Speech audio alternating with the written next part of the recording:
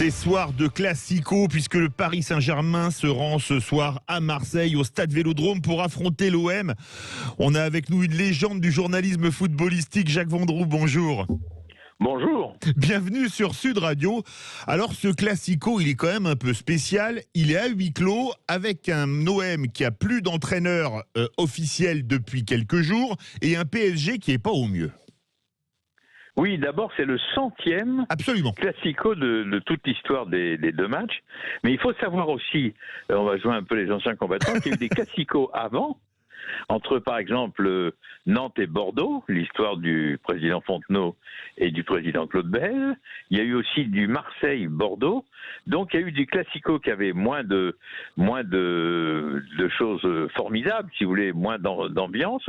Mais il y a eu des Classicos avant, même à Lyon-Saint-Etienne. Mais là, c'est vrai que depuis l'arrivée de Canal, depuis l'arrivée en tous les cas de Bernard Tapie, le Classico, il a pris des proportions incroyables. C'était le match de l'année. Alors là, évidemment, avec le Covid, avec la qualité de l'effectif de l'Olympique de Marseille, la qualité, je veux dire, la suprématie du Paris Saint-Germain, bon, les choses sont complètement différentes, ce qui est dommage, parce que c'était le match de l'année. C'était le match qui était retransmis dans plus de 50 pays au monde. En tous les cas, c'était le match qui pouvait éventuellement être comparé à Barcelone et le Real Madrid. Barça Real ou Dortmund Bayern Munich, par exemple. Voilà, si vous voulez, on avait tous notre Classico, mais là c'est vrai, faut pas se voler la face, faut pas se la faire à l'envers. Il a beaucoup de... Il n'est pas comme avant. Voilà, on va pas jouer les anciens comme avant, mais bon, c'était dans la vie d'avant. C'est pas dans la vie de maintenant, malheureusement. Pour un tas de raisons, l'effectif de l'OM, comme je l'ai dit, le Covid, etc. Pas de spectateurs dans le stade, les supporters qui peuvent pas venir. Bon, je veux dire, c'est pas de la faute non plus des joueurs, des entraîneurs, etc. Alors, c'est une situation. Justement, Jacques Vendroux, Paris a perdu à domicile au match aller. Est-ce qu'à votre avis, pour les Parisiens, il y a quelque envie de revanche? Ah non, mais il y a toujours une envie de revanche. Je connais pas un Parisien qui a perdu à Marseille à l'aller, n'a pas envie de gagner au retour au Parc des Princes. C'est impossible dans leur ADN. C'est impossible, c'est tellement vexant. C'est tellement humiliant. Il y a des choses plus graves que ça dans la vie, vous me direz. Mais je veux dire, c'est tellement, irrationnel. Parce que Paris domine. Il se trouve que ce jour-là, l'Olympique de Marseille a fait un super match contre le Paris Saint-Germain. Défensivement, ils se sont mis chiffon ce soir-là. Ah non, mais ils ont été très bons, excellents. Mais sauf si vous voulez, vous retirez quand même les principaux ingrédients. Le public, la passion, les déclarations un peu maladroites, mais des déclarations qui mettent un petit peu d'ambiance, etc. L'entraîneur il y en a pas. L'entraîneur qui allume un peu, je veux dire, l'entraîneur du Paris Saint-Germain. Enfin, je veux dire, ça nous manque quand même, ça nous manque. Ah, c'est sûr. Faut pas non plus dire tout le monde est magnifique, etc. Ça nous manque. Il y a des matchs qui nous manquent. Tous les matchs nous manquent, ça c'est sûr. Mais il y a des matchs qui sortent de l'ordinaire. Et depuis, c'est le 100e parce que, je veux dire, il y avait l'époque, le Classico, il y avait l'époque de Skoblar, il y avait l'époque de Manusson, il y avait l'époque de Georges Carnus, de Bernard Bosquier, de Jean-Pierre Papin, de Waddle.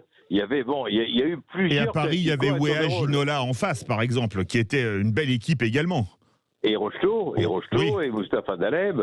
Bon, il y a eu aussi des grands noms, je veux dire, qui ont participé au Classico et qui ont. En fait, c'est ces joueurs-là qui ont donné, je veux dire, une certaine brillance, si on peut parler comme ça, à l'équipe du Paris Saint-Germain et l'équipe de Marseille, dans l'appellation dite Classico. Puis il y avait des présidents aussi qui sortaient de l'ordinaire. Vous aviez évidemment Bernard Tapie, et puis après vous aviez Michel Denisot, après vous aviez Charles Bietri, après vous aviez avant vous aviez Francis Borrelli. Robert Louis Dreyfus qui a été un grand président aussi.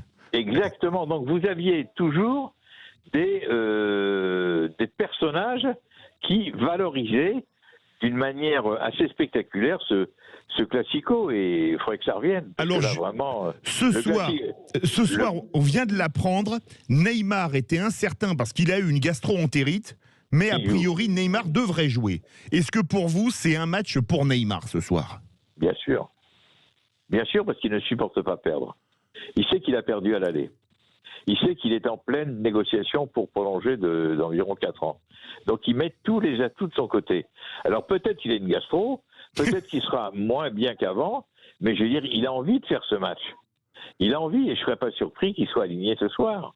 Et puis de toute façon, le Classico, faut pas se voiler la face. Le Classico, je veux dire, n'a que de la valeur si vous avez des grands joueurs. Actuellement, excepté Mandanda, excepté Germain, vous n'avez que des joueurs moyens à l'Olympique de Marseille, la preuve, et vous avez des stars du côté du Paris Saint-Germain. Faut dire la vérité. Donc, mais des stars qui ne sont pas tout à fait au mieux. Le dimanche dernier, ils ont perdu à Lorient et par exemple, Mbappé n'a pas été particulièrement brillant. Il n'est pas très très bon en ce moment. Oui, mais sur la saison, ils sont meilleurs quoi qu'il arrive. Et oui, puis, ça c'est vrai. Ils font partie du film. C'est-à-dire, ils font partie du casting. Mbappé fait partie du casting, Neymar fait partie du casting, Navas maintenant fait partie du casting. Tous les joueurs, que ce soit à l'OM ou que ce soit au Paris Saint-Germain, ils ont fait à un moment partie du casting parce que c'est comme ça, parce qu'il faut des stars, comme il y a des stars à Barcelone, comme il y a des stars au Real. Il faut quand même, il faut quand même des acteurs, des grands acteurs. Ah mais... Vous ne pouvez pas faire un classico sans acteur, c'est pas possible. C'est sûr. Alors Jacques Vendroux, il y a 2 rumeurs qui courent, le rachat de l'OM et que Neymar aurait préparé un t-shirt marqué Neymar 2025 à soulever, à montrer s'il marque un but. Ça va quand même être un classico un peu spécial ce soir.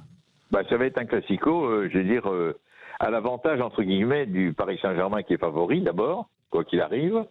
Neymar qui va afficher un t-shirt Neymar 2025, peut-être que ça va être acté ce soir.